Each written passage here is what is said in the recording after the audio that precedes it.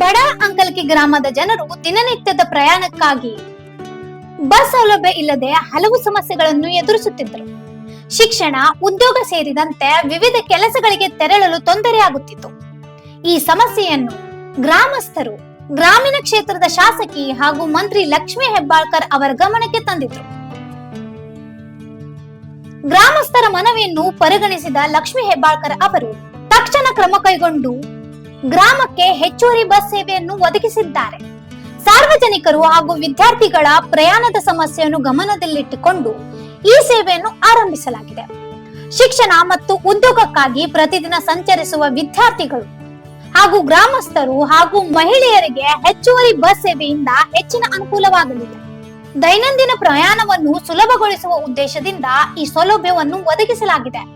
ಈ ಬಸ್ ಸೇವೆ ಒದಗಿಸಿದ್ದಕ್ಕಾಗಿ ಬಡಾಲ್ ಅಂಕಲ್ಗೆ ಗ್ರಾಮಸ್ಥರು ಗ್ರಾಮೀಣ ಕ್ಷೇತ್ರದ ಶಾಸಕಿ ಹಾಗೂ ಮಂತ್ರಿ ಲಕ್ಷ್ಮೀ ಹೆಬ್ಬಾಳ್ಕರ್ ಅವರಿಗೆ ಹೃದಯಪೂರ್ವಕ ಧನ್ಯವಾದಗಳನ್ನು ತಿಳಿಸಿದ್ದಾರೆ.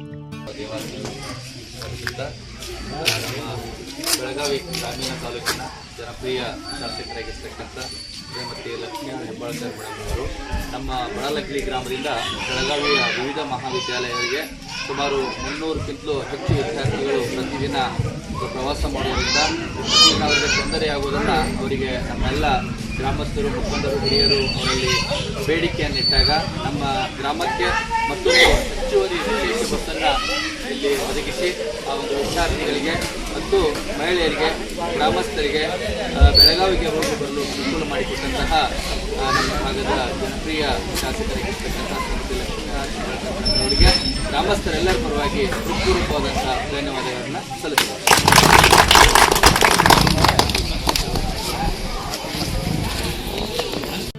ಇಂತಹ ಇನ್ನೂ ಅಪ್ಡೇಟ್ಗಳಿಗಾಗಿ ಫಾಲೋ ಮಾಡಿ ವಾಯ್ಸ್ ಆಫ್ ಏನೋಗ್ರಾಮ್ಗೆ.